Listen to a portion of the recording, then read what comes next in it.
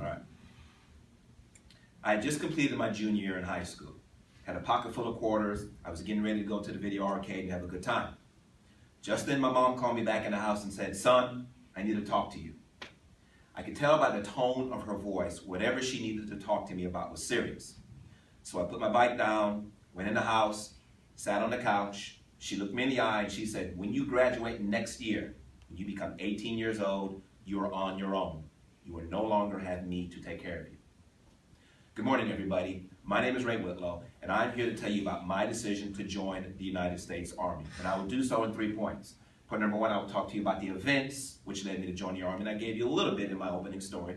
Point number 2, I will talk about the actual decision of me being in the Army, and then point number 3, the outcomes of me being in the Army. That said, it brings me to my first point, the events. Like I told you, my mom told me I had to leave the house when I was 18, but what I didn't tell you was that I was angry at her. I was angry at her because I felt like she was abandoning me. My father, God rest his soul, he passed away in 1997, and when I was an adult, we had a good relationship. But growing up, he was not there for me. It was just my mom and I. And so now she's telling me I had to leave the house, and I felt like she was abandoning me. But I thought about it, and my mom gave me everything. Every single Christmas, I had gifts. Every single birthday, I had a cake and I had a present. Everything that I could want. Most importantly, she gave me love. Reason why I had to leave is because she had a bad heart and she had to have surgery, and she could not have the surgery and take care of me at the same time. And so after thinking about it for a while, I realized I had to step up and become a man. No problem. Thought I would go to college like all of my other high school friends. So I took the SAT.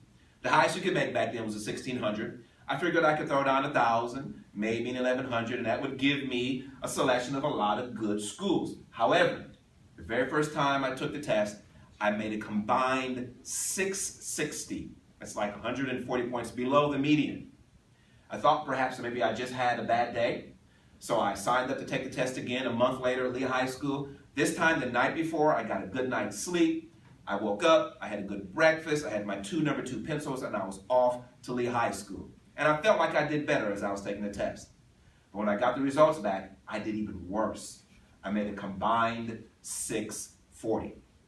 The issue is, I have dyslexia. I'm able to control it now, but back then I was not. B's started looking like D's, the numbers started rolling off of the pages, I really couldn't concentrate. The proctor would say, "You have 1 minute to complete the section," and I was only about a quarter of a way finished, so I just started randomly guessing, and that drug my score down because the way they graded you back then consisted of the total number of questions answered correctly against the total number of questions. So by me randomly guessing, that drug my score down. To make matters worse, my high school counselor looked me dead in the eye and said without any hesitation, "You are not college material." This brings me to my second point, me actually being in the Army, my decision. After I graduated from high school, I stayed around here in Baytown for a month or so to get in shape, and I was off to Fort McCulliston, Alabama.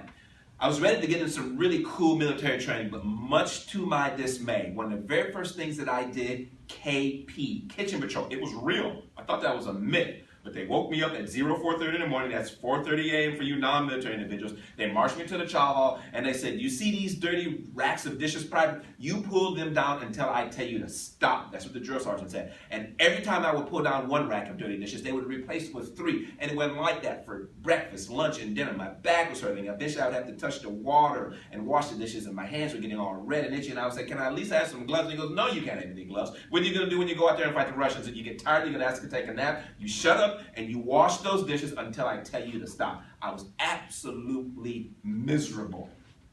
Fortunately, KP ended, and I got to fire the M16. Back when I was in, the M16 had a maximum effective range of 350 meters. That's well over 3.5 football fields. It fired a 5.56 millimeter armor-piercing round, meaning if you had on some type of a bulletproof vest, this round would go straight through it, inflicting seriously bodily harm, if not killing you instantaneously. It had 3 settings. The first was safe. As long as you had the weapon on safe, you press the trigger, nothing would happen.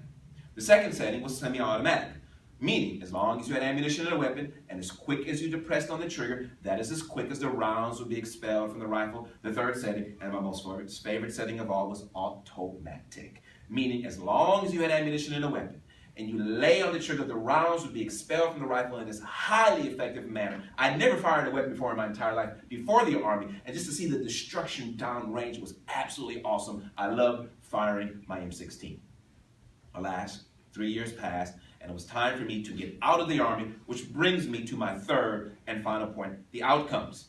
I got a bachelor's degree from the University of Houston. I'm not going to lie, the very first time I stepped on that campus, I was overwhelmed. My first class had 500 people in it. It was a history class. I could barely see the instructor. My second class was algebra. I figured this class, because it's so difficult, will surely be smaller. And it was. It had 250 people in it. My next class was communication.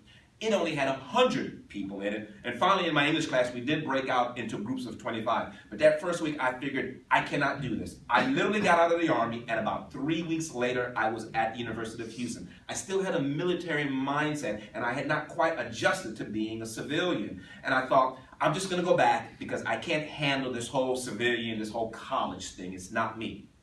But then I stopped, and I said, can I come to this campus every single day and do my best and make C's? Because that's all I have to do. I just have to graduate. I just have to get a degree. Can I make C's? And I told myself, yes. I felt like I had the discipline that the military gave me, and I could do that.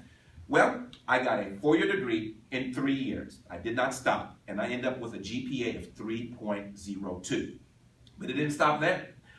I had a college professor, after I finished my undergraduate, said, now that you're finished with your bachelor's degree, Ray, go on and get a master's degree.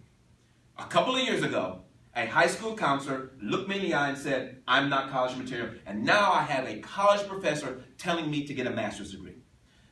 I wrote a 150-page master thesis from start to finish in 11 months. It usually takes some people around a year and a half, as long as 2 years. And if you go to the University of Houston, the third floor where they store all of the thesis, which is plural for thesis, you'll see that the people behind me used what I wrote to help them in their research. And that's the whole point of writing a thesis, is to basically contribute to the body of knowledge. Getting a master's degree was absolutely amazing to me, particularly when I thought that I had no hope of going to college at all. In conclusion, I talked to you about my 3 points. Point number 1, the events which led me to join the Army, as my mom told me I had to leave the house when I was 18, and me doing very poorly on the SAT test. Point number 2, the decision of me being in the Army, where I had to wash some dishes, where I was very miserable for the first week or two, but then ultimately I got to fire the M16. And third, my last point, the outcome, getting a bachelor's degree as well as a master's degree. What I want you to take from this presentation, if you make wise decisions whenever hurdles are presented before you, good things can happen. Thank you very much.